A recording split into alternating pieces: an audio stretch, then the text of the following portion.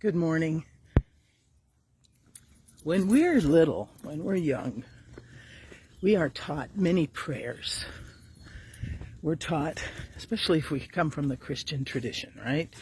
We're taught how to pray to God, how to check on our day, kind of examine our day. We're taught how, if we're Catholic, how to pray the rosary and all the prayers that are part of that process. And we learn these prayers and are taught these prayers in order to teach us how to have a relationship with the divine, how to speak with the divine, how to communicate. And if we're lucky, if we're blessed, we actually grow in that process, that we don't just use the prayers we were taught as children, but as we mature and change over our lifetime, we add to those prayers, not just in volume or number, but in depth. The idea, right, originally was to communicate with the divine.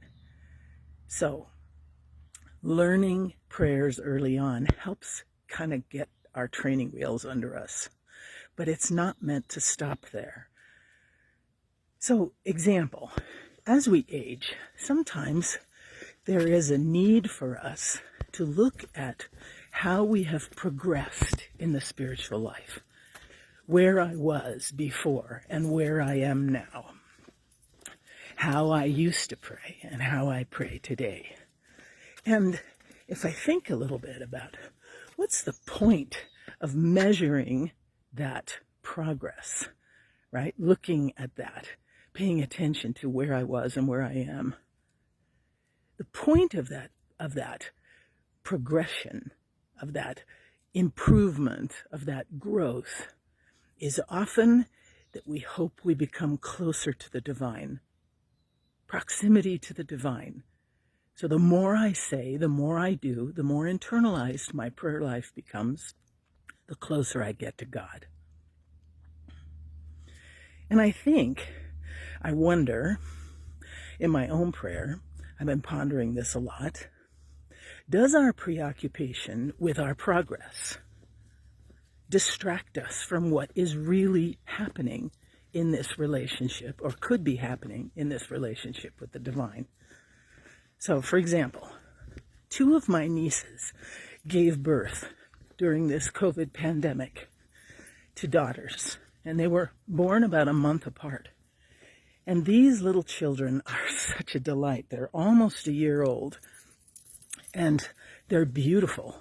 If I'm lucky enough as a great auntie, I get little snaps every once in a while, or pictures, to be able to see their progress as they age and grow. But when I look into their faces in these photographs, because I haven't seen either of them in person, when I see their faces and look into their eyes, I wonder, how could anyone possibly be closer to the divine than a small child?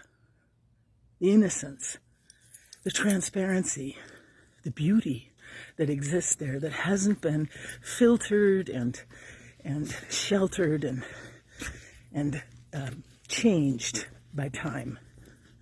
So if that's true, that an infant could possibly be closer to God than any saint, no matter how many prayers or how deep the prayer life of that saint is, then I ask you again, I wonder, what is the purpose of measuring progress?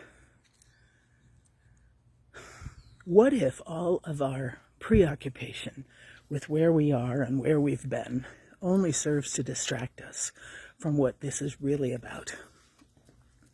What if God's true intention in inviting us into a deeper relationship with the divine is really about presence, not progress? Presence. Who is more present than an infant?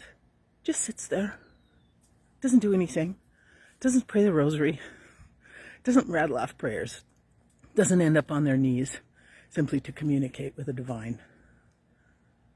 Just is. And could our presence, our just being, in the presence of the divine, be the whole point of our relationship, not measuring progress, not saying, hooray, look where I am, because we couldn't have gotten there anyway without the help of the divine, but rather just the gift of who you are. Enjoy that gift. Don't sweat it. Don't worry if you're doing it right. Let God take the lead. Truly, the gift of who you are is enough for the divine.